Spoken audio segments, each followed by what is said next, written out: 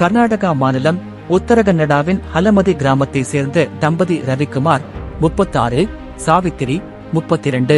சாவித்திரி வீட்டு வேலையும் ரவிக்குமார் கட்டட தொழிலாளியாகவும் இருக்கின்றனர். இவர்களுக்கு 6 வயதில் வினோத் என்ற மகன் இருந்தார். அந்த சிறுவனுக்கு பிறப்பிலேயே செவித்திறன் குறைந்தும் வாய் பேச முடியாமலும் இருந்திருக்கிறார். இந்த விஷயத்தில் ரவிக்குமார் அடிக்கடி சாவித்திரியிடம் சண்டையிட்டிருக்கிறார். இதனால் அடிக்கடி கணவன் மனைவிக்குள் மனக்கசப்பு ஏற்பட்டிருக்கிறது. இந்த நிலையில் கடந்த சனிக்கிழமை இரவு 9 மணியளவில் தன் மகன் வினோத்தை கால்வாயில் வீசியிருக்கிறார் சாவித்திரி.